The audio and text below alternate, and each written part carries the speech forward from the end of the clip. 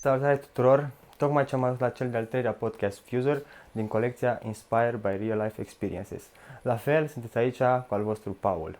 De data aceasta suntem împreună cu Patrick, un om pentru care autenticitatea și credibilitatea au fost mereu punctele forte în aparițiile lui în mediul online. Astăzi vom avea în vedere subiecte precum campaniile de marketing, algoritmii Instagram și cum a afectat această pandemie lumea marketingului din România și în special în Cluj-Napoca. Dar haideți să aflăm mai multe chiar de la Victor. Bună Victor, bine ai venit la acest podcast. Salutare, bine te-am regăsit.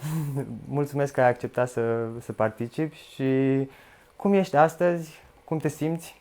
Foarte bine, mă bucur că ne reîntâlnim și discutăm despre pasiuni și ceea ce ne leagă uneori.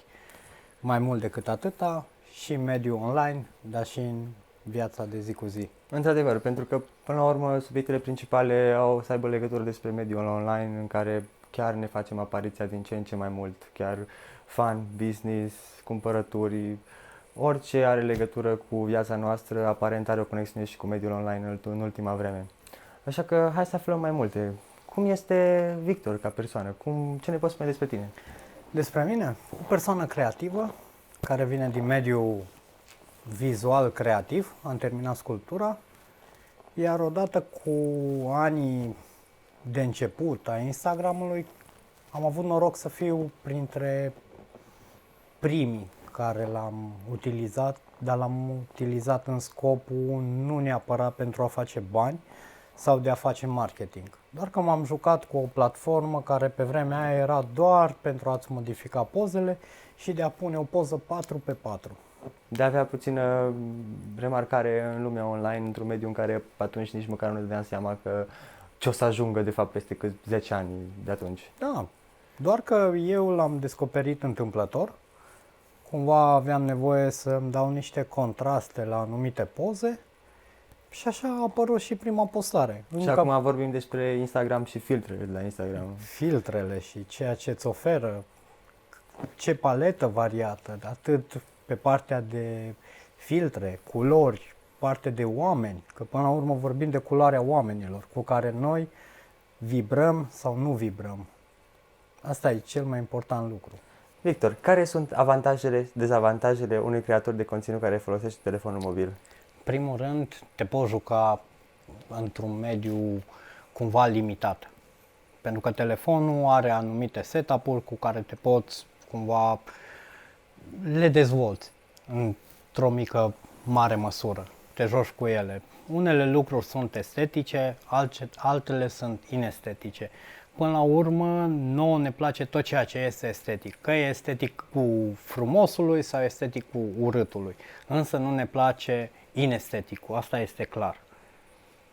Însă în momentul în care tu folosești un telefon mobil și doar cu asta creezi conținut, s-ar putea anumiți clienți să nu vină cumva ca și suport asupra ta sau să te accepte că ești doar creator de conținut cu un telefon mobil. Asta e unul dintre marile dezavantaje, pentru că îți spune că de fapt tu nu poți mai mult, dar tu poți mult mai mult cu un telefon mobil decât dacă ai pune mâna pe mai multe scule sau mai multă aparatură, că e aparat foto, că e aparat video cu care filmezi sau că e, știu eu, parte de muzică. Telefonul le are toate înglobate, doar că trebuie să profiți de fiecare oportunitate și să le folosești într-un mod creativ. Și oricum, urâtul și frumosul sunt elemente subiective.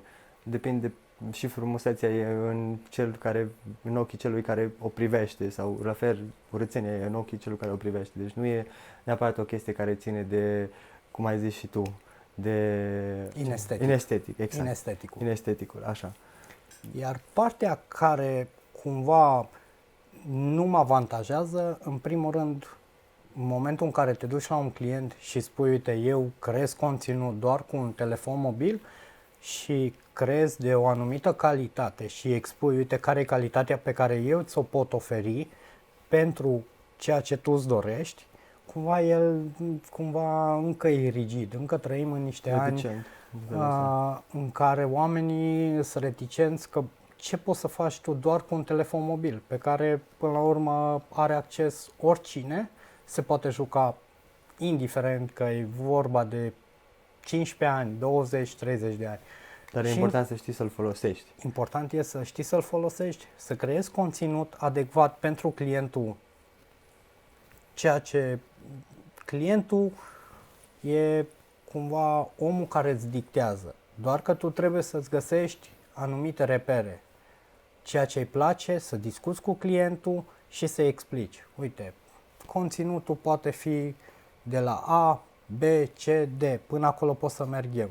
Dacă vrei să treci mai departe, la aparat foto, la aparat video, tot ceea ce ține pe partea asta, poți să mergi mai departe. Însă, în ziua de astăzi, creatorii de conținut și influencerii nu mai fac partea asta. Ei spun că au tot pachetul, ceea ce e greșit. Că până la urmă, un client poate își dorește un conținut nu atât de mult autentic. Vrea doar ca imaginea să fie clară, curată Și să promoveze, ceea ce vrea el. Dar ca personaj, cumva trebuie să alegi din care categorie faci parte. Corect. De asta vreau să întreb acum, ce te caracterizează pe tine atunci în mediul online? Pe lângă fața că folosești doar un anumit telefon pentru, mă rog, în cazul ăsta e un iPhone, ce te caracterizează atunci când postezi? Ce valori vrei să exprimi? Primul rând, nu expun tot ceea ce este dăunător.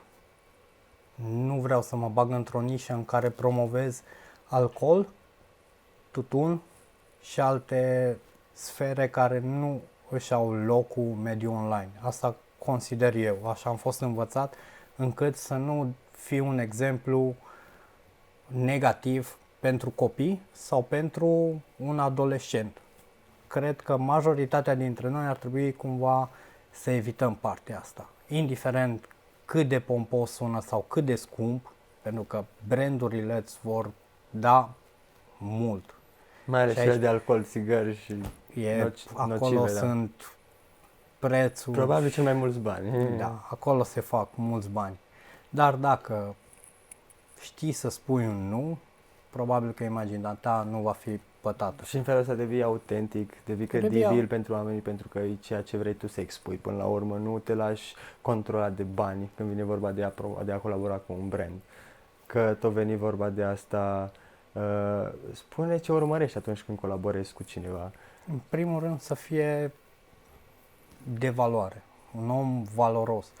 În primul rând să aibă niște valori comune cu ceea ce am eu și în același timp brandul de care mă voi ocupa sau de care mă ocup să aibă o idee, să meargă pe o idee, să fie creativă. Dacă mergi și lucrezi cu un brand care îți spune doar A până B, numai asta vreau, atunci nu.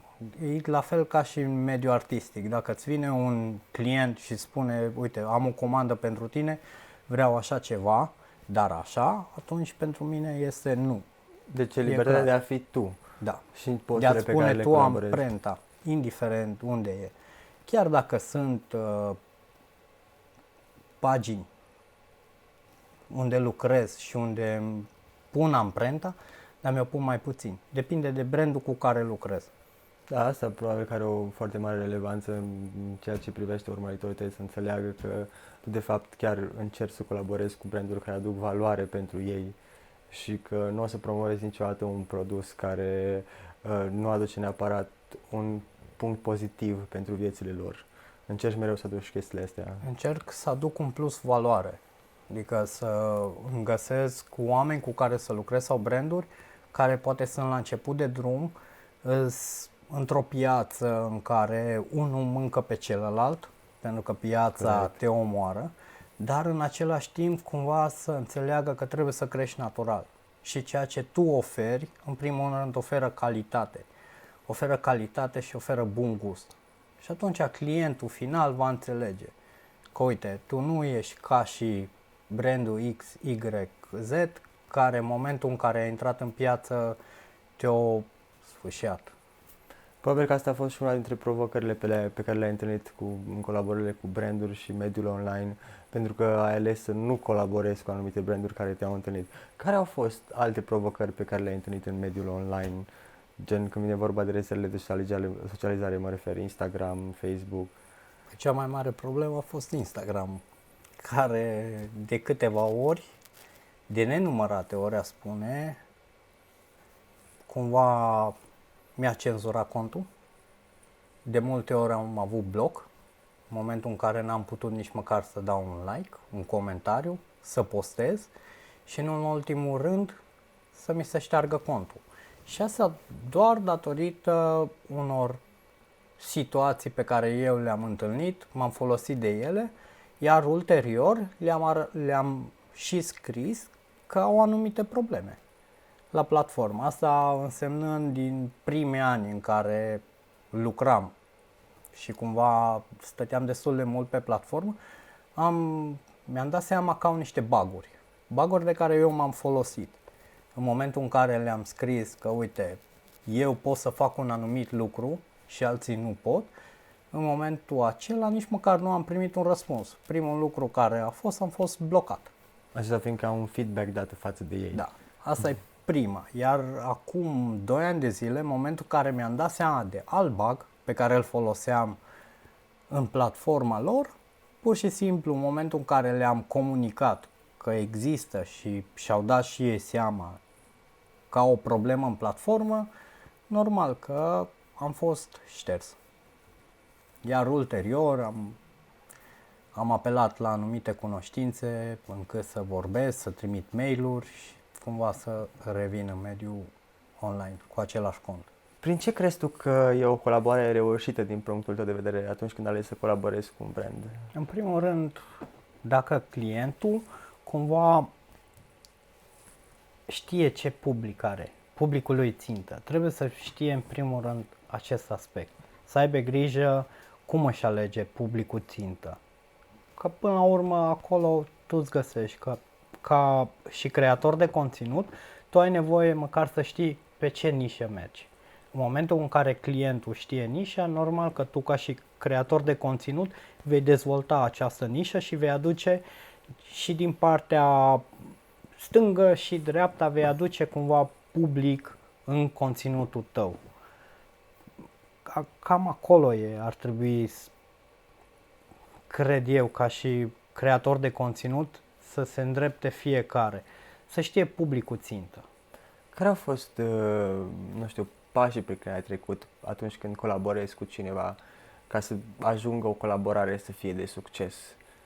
Atunci când vine interacțiunea gen fizică cu omul respectiv, cu persoana respectivă, gen de comunicare, de promovare, care au fost pașii ăștia prin care ai trecut? În primul rând, o discuție liberă cu cel care dorește să lucreze cu mine, să înțeleg și eu care este bugetul lui, pentru că după buget fiecare ne acordăm timp și creativitate pentru acel lucru. Da, într-adevăr, sunt branduri care au un buget limitat sau altele care au mai mare, dar trebuie găsită o comunicare adecvată încât să înțeleagă și brandul, dar și tu cumva etapele pe care se bazează o campanie de marketing, pe ce mergi, unde vrei, și chestia asta te ajută în momentul în care discuți liber cu brandul. Deci, până la urmă, încerci să ai o comunicare cât mai bună cu brandul, să vezi valorile pe care încearcă să le promoveze și prin chestia asta încerci să promovezi aceleași valori până la urmă și să aduci și valorile tale către oamenii care urmează să vadă această colaborare până la urmă, această campanie pe care încerci să o derulezi. Care este grupul de oameni cărora vrei să le adresezi aceste valori sau cei care te urmăresc? Cine crezi că sunt acești oameni? Cred că sunt oameni simpli. Oameni simpli care sunt activi. Norocul meu a fost de la început cumva că mi-am format o nișă, oameni care sunt activi. Eu nu am pe platformă oameni inactivi. Și asta e cumva frumosul din spatele Instagramului, că am descoperit atât de mulți oameni și am intrat în contact cu oameni care sunt pe platformă, chiar dacă nu răspund zilnic cu un salut sau cu o apreciere sau cu un comentariu, dar care apreciază munca așa cum vine ea, natural. Așa sunt și oamenii ăia, natural, nu oameni care încearcă să vină cu un text pompos și să laude. Eu apreciez în primul rând oamenii care vin și mă critică și îmi spun: vezi, ai grijă că textul nu e bun sau nu e bună imaginea sau ai putea să te joci mai mult pe sfera asta. Cumva, asta e, publicul meu țintă sunt oamenii normali, nu oameni de o anumită elită sau oameni care își doresc mult prea mult de la tine, care trag de tine încât tu să oferi mai mult. Nu, să se bucure de ceea ce vine natural. Exact, să fii mai natural, să nu încerci să fii altă persoană decât ceea ce ești tu. Asta ți-a influențat într-un anume fel modul în care s-au derulat unele campanii? Deloc. Deloc. Am mers cumva pe nișa mea, dar într-adevăr au fost în unele momente unele inflexiuni în care a trebuit cumva să merg către o anumită nișă. Dar atunci nu m-am abătut cumva de la drumul meu și de ceea ce reprezint eu, adică autenticul și credibilul din spate. Că vorbeai totuși de nișe. Pe ce nișă crezi că profilul tău e cel mai potrivit? Pe partea, probabil, pe street art, pe arhitectură și mult pe partea de cromatică, de culoare, de stări, ceea ce poate să dea mai departe un brand. Da, pentru că mai povesteam și noi off camera despre chestiile în care tu postezi anumite chestii la anumite intervale și după ai anumite story-uri în care să le dai anumite sentimente oamenilor, le postezi în așa fel încât să-i urci, să-i cobori, să își pune semnele de întrebare ce se întâmplă, mereu să fie acolo cu tine, pentru că și povestea înainte de interacțiunea care o ai pe pagină, mereu ai interacțiune cu oamenii care te urmăresc. Și cred că asta aduce și un feedback foarte frumos. Normal, pentru că tu încerci să le arăți lor partea frumoasă din spate. Eu nu încerc să-mi arăt viața mea personală. Aceea lipsește cu desăvârșire de pe pagina mea de Instagram. Da, există anumite stări pe care le postez, dar viața mea personală nu apare acolo. Nu prea apar eu în imagini. Asta e de multe ori o mică problemă pentru unele branduri. Dar pentru deci, mine nu cum ar fi fost, asta e la fel o anumită provocare pentru tine, că trebuie să descoperi branduri care de obicei nu acceptă dacă nu ești tu personal implicat în profilul tău. Pentru că eu știu de pe profilul tău că tu mereu încerci să expui artă, încerci să expui anumite chestii, cum ziceai tu, stări. Ceea ce nu e neapărat legat de persoana ta, e legat de stările care le ai, e legat de ceea ce simți în momentul când faci acea poză. Și la fel, asta e o altă emoție prin care transmiți un mesaj anumitor oameni. Și la fel și brandurile ar trebui să înțeleagă că de fapt e un alt tip de content pe care tu încerci să-l creezi până la urmă. Da, și să mergi mai departe, să te bucuri, să vezi ce poți să faci, ce-ți oferă până la urmă platforma asta. Adică ai acum poți să pui muzică, poți să pui sunet, poți să pui zgomot, că până la urmă ne place zgomot, sau poți să pui absolut nimic, liniștea totală, sau să vii cu un text, care textul la mine nu merge cu un text lung în care pierd omul, nu mai are stare să citească mult. De-a lungul timpului mi-am dat seama că oamenii nu mai au atâta răbdare. Un text mic, scurt, te ajută, îi dai o idee, îi dai o valență și vezi în care parte te duci. Dar ai o paletă atât de largă cu care să te joci, încât nu cred că e... Asta e probabil pentru că tu te joci mai mult pe cromatică, pe culori, pe stări, cum povesteai și tu. Și tocmai asta e că nu te bazezi foarte mult ca oamenii tăi să înțeleagă că tu postezi foarte mult text, story din text, postezi story din imaginile pe care tu le postezi. Și acolo încerci să creezi o poveste din imagine, nu din text. Da, normal. Până la urmă, vizualul e la fel ca și oameni. Se vinde și se cumpără. Corect. Da. Cu ce branduri ai reușit să colaborezi prin acest tip de conținut? Atât baruri. Până la urmă am avut și am lucrat și cu un brand de creme, dar nu e de la noi din țară, e din Maroc. Artiști, atât plastici cât și muzicieni, pe lângă asta și un brand mai mare. Nu prea am voie din punct de vedere să-i spun numele. Acum, E tu parte de decizi. financiar, Da, corect. e un Respectă brand această mare, decizie. dar sunt și branduri mai mici cu care am colaborat. Ai anumite exemple cu care poți să ne dai că... Charlie Pub, artiști, sfera din jurul meu, am încercat să ajut fiecare artist cu care m-am întâlnit și să creez story-uri și să transmit mai departe stările pe care le are, indiferent că este DJ sau că este o trupă în sine, cumva să-l expun și să-l vadă lumea. Până la urmă, e un alt stil de artă și auditiv. Până la urmă aduce un sentiment oamenilor care văd chestia asta și la fel promovezi anumite sentimente, anumite stări. Nu neapărat încerci să promovezi o poveste în text, cum povesteam, cum ziceam și mai normal. înainte. Și la fel și brandurile. Brandurile cu care de obicei semnez un contract sunt clauze în care îți spun că nu prea vrea să spună cine e persoana din spate. Și pentru mine cumva mă bucură chestia asta.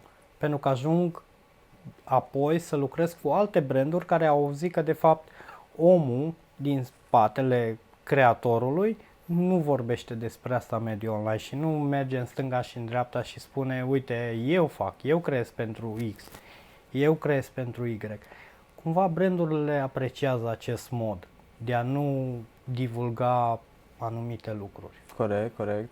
Până la urmă e vorba de integritatea pe care o ai tu ca și persoană spunându-ți cuvântul când ai un anumit agreement cu un anumit brand. Cum crezi că o să influențeze chestia asta de influencer marketing de acum încolo? Pentru că toată pandemia asta a schimbat puțin imaginea prin care noi ne uităm la online. Cum crezi că o să influențeze toate promovările online prin influencer marketing, mai ales că acum partea de AI vine foarte puternic din spate, prin aplicații, prin website-uri în care toate match-urile o să facă mai ușor, la fel cum o să lucrăm și la Fuser. Cum crezi că o să se deruleze toate aceste lucruri în viitor? În primul rând, un brand va fi mult mai mult atent, va selecta, va fi foarte atent ce influencer va alege, cu cine va lucra, cine e în spatele influencerului, cu ce platformă lucrează, ce are de oferit, unde e tentat mult mai mult pentru partea de a crea sau pe partea de a face, de a lucra financiar. Pentru că sunt creatori de conținut care fac asta doar financiar. Doar dacă te încadrezi o anumită sumă, atunci lucrează, dacă nu îi interesează. Cred că o platformă și mediul online acum este într-un moment prielnic pentru toată lumea. Pentru că se va cerne foarte mult. Ceea ce este și prea mult, dar ce este și prea puțin. Cumva rămâne undeva la mijloc. Și brandurile își vor da seama. Tocmai, și probabil că ceea ce o să facă diferența, cum vedem și noi lucrurile, e match-ul pe care o să se facă între branduri și creatorii de conținut, că până la urmă orice creator de conținut poate să promoveze orice brand, dar asta nu înseamnă că va avea același impact când va fi promovat de un creator de conținut care e specializat sau e strict pentru nișa respectivă sau chiar are un sentiment pentru brandul respectiv de când e doar făcut pentru bani. Cred că e o diferență între a promova un brand pentru că îți place și pentru că te simți atașat față de el sau doar pentru că o faci pentru bani.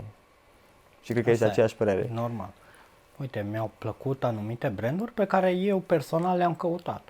Și le-am spus, uite, pentru o perioadă aș vrea să te ajut sau am încercat cu anumiți artiști. Uite, pentru o perioadă poți să vin în spate să te ajut cu anumite sfaturi, ceea ce știu eu, for free. Așa a fost. Unii au apreciat, am mers mai departe și în momentul în care nu am mai avut timp sau mi-am dat seama că până acolo pot for free, am făcut-o for free. Dar mai departe cumva deja avea o anumită bază. Cumva cred că ceea ce urmează de acum încolo este să înțeleagă și creatorul de conținut că e cel mai bine să lucrezi când cumva vine natural. În momentul în care o faci zilnic și te duci și cauți continuu și nu te regăsești cu brandurile cu care lucrezi, apar frustrările. În momentul în care apar frustrările, normal, în momentul în care ești acolo pe platformă, le vei vărsa pe platformă și oamenii vor simți asta. De asta cred că în viitorul apropiat, fiecare influencer, sau nu neapărat influencer, sau cel care utilizează sau vrea să creeze conținut, cumva va veni și va lucra din ce în ce mai natural și își va căuta publicul țintă, brandurile țintă cu care cumva se regăsește. Asta poate să ajute și campaniile de tip royalty în care nu e un singur post, e o campanie de promovare pe 3 luni în care un brand nu te obligă să faci posturi în fiecare zi, te lasă să fii liber să promovezi un anumit produs sau un anumit brand pe perioada respectivă, să ai o anumită reticență cu brandul în care tu decizi când te simți în stare să postezi, când simți nevoia să postezi pentru brandul respectiv și în funcție de cât faci tu pentru brand, a tău o să fii plătit.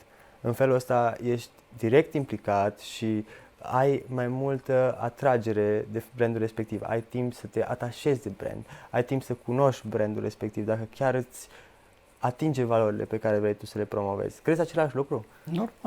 Normal, cu cât ai timp și nu vine nimeni și nu ai o presiune și nu ai deadline-uri, pentru că deadline-urile știm noi, cât de greu e să stea cineva în spatele tău și să spună, vezi că mai ai o oră, postează, n-ai postat 5 story-uri, vai, ce se întâmplă, n-ai 2 postări, nu comunici, dar în momentul în care nu vine brandul și îți spune chestia asta, dar la final îți analizează munca, la al doilea brand nu-ți mai permis să mai mergi. Să-i spui, știi, eu pot să lucrez liber și eu fac cel mai bine și uite, am un exemplu, pot lucra cu brandul ăsta, uite-te ce e în spate, că până la urmă la o prezentare poți să te duci să spui, uite, știi, eu am lucrat cu brandurile X, Y, Z, asta fac, uite-te cât de bine a ieșit, am niște oameni în spate cu care lucrez și înțeleg ceea ce eu fac. Dacă vrei să lucrăm, putem lucra în modul acesta. Dacă nu, e liber. Exact asta încercăm să facem și la Fuser, să lăsăm libertate celui care promovează un brand, să își ia timpul pentru creativitate, pentru a face un post. Adică încercăm să dăm timpul de 3 luni sau pe cât este campania. Zicem că în 3 luni ai 10 posturi pe care trebuie să le faci, ești liber să le faci când vrei posturile respective și în același timp, dacă toate colaborările astea sunt de succes, noi o să scriem un portofoliu pe care tu poți să-l atașezi CV-ului tău ca și creator de conținut, să mergi mai departe, să colaborezi cu alte branduri prin Fuser sau la timpul necesar, prin alte aplicații sau alte branduri pe care le găsești tu la momentul potrivit, dar o să ai portofoliul respectiv care să arate chestiile astea.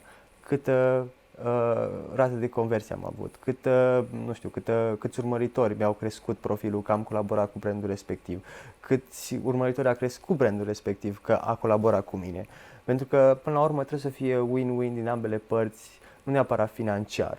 Trebuie să fie un win-win și în mediul online pentru fiecare, până la urmă. Că, până la urmă, de acolo trăim cu toții. Brandul trăiește că vinde în online, tu reușești să-ți faci un anumit profit pentru că colaborezi cu acele brand. Corect. Știi cum e? Și la școală te învață să știi când să pierzi, dar să știi și când să câștigi. Corect. Dar având libertatea de a fi creativ, de a avea libertatea de a crea când vrei, când simți nevoia să creezi. Cred că ca și creator de conținut, viața ta o să fie mult mai liberă, mult mai ușoară și mult mai ușor o să simți să colaborezi cu un anumit brand. Normal. E simplu. În momentul în care tu simți că creativitatea ta, un brand o simte și vede că ești liber și ești creativ și nu-ți pune în spate tot felul de reguli și cum e, și mai ales pe platforma voastră și abia aștept să o folosesc, să mă joc cu ea, să văd ce poate să-ți ofere, că asta e important.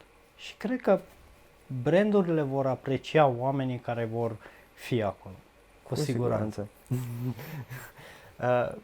Că trecem de punctul ăsta și vorbim de posturi online, de story-uri, prin ce crezi tu că se caracterizează un post autentic? Ce reprezintă un post autentic? Ce-l face autentic? În primul rând, mesajul lui. Și în momentul în care tu transmiți o stare, indiferent cât de puternică e, poate fi autentică în momentul în care tu ești acolo și se întâmplă ceva boom și ești acolo, pui un text, devii creativ, sau poate să fie o stare care te trezești dimineața cu ea și simți acea stare ca și cum s-ar fi întâmplat acum 2 zile sau urmează să se întâmple acum 2 zile ceva magnific, dar tu o expui printr-o stare, printr-o poză, printr-o tușă de culoare, găsești o frunză care e mai verde decât cealaltă, o expui și o explici. Acum depinde pentru ce branduri. Poate lucrezi cu un brand care folosește vopseluri sau un brand care folosește textilul sau imprimeuri și atunci cumva se potrivește. Doar că trebuie să fii atent ce dai mai departe pentru brandul respectiv. Care e starea? Că eu până la urmă pe asta lucrez mult, pe stări. Să transmit mai departe o stare care în acel timp este autentic, pentru că nu e un lucru pe care eu l-am procesat și care cumva l-am pus acolo doar să fie pus. Aceasta o simți starea respectivă. Trebuie să o simți. Și în momentul în care tu simți așa stare și o dai mai departe, atunci și privitorul și fanul tău sau fanul brandului va simți acest lucru. Că nu ai căutat, nu e o chestie care tot o improvizezi, o cauți, o aranjezi. Nu, este o singură dată. Ai expus-o. Cu siguranță. Acum că veni vorba, ce ar trebui să știe urmăritorii creatori de conținut care o să vină și o să se registreze pe Fuser despre noile colaborări? Cum ar trebui să reacționeze ei atunci când creează un post, când au primele colaborări cu branduri? Prin ce experiență ai trecut tu când vine vorba de asta? Păi oricum, indiferent în cum ai vrea să te duci, la începuturi vei greși. Pentru că toți așa învățăm. Dar ceea ce eu recomand este să fie deschiși și să discute liber cu clientul, cu brandul în sine, cu brandul, cu oamenii care lucrează pentru brand, pentru că și cei de acolo vor înțelege, dar în același timp să nu se lase păcălit, indiferent că este din partea brandului sau că este din partea ego-ului. Să fie atent la acest lucru și să lucreze cât mai cinstit pentru el. Să fie credibil, cât mai mult, să fie creativ, să fie credibil și să încerce să fie autentic. Să învețe și să se uite și în stânga și în dreapta și să își găsească o anumită nișă a lui. Acestea fiind spuse, Patrick, mulțumesc mult că ai acceptat invitația noastră și că primim aceste informații de la un om care are experiență în mediul online și pentru oamenii care ne urmăresc și care o să vină pe platformă noi, chiar aveți ceva de învățat la Patrick, așa că dacă aveți întrebări pentru el, scrieți oricând. Știu că Patrick e un om deschis, e deschis și la colaborări și așteaptă să-i scrieți. Suntem aici oricând. Ai ceva să le transmiți personal oamenilor care ne urmăresc? Să aibă grijă de ei, să fie deschiși, să comunice deschis și să lase mai mult aparența în spate, să fie ei însăși. Cel mai important, probabil. Da. Vă mulțumesc tuturor pentru că ați stat până acum aici. Suntem la o altă ediție de podcast la sfârșit, așa că vă mulțumesc. Ne vedem săptămâna viitoare. Să aveți o seară plăcută și ne vedem pe paginile de Facebook, Instagram. Nu uitați să ne urmăriți și acolo, pentru că avem detalii interesante și despre următorul podcast și despre ce se întâmplă și când aplicația o să fie lansată. Vă mulțumesc tuturor, la revedere!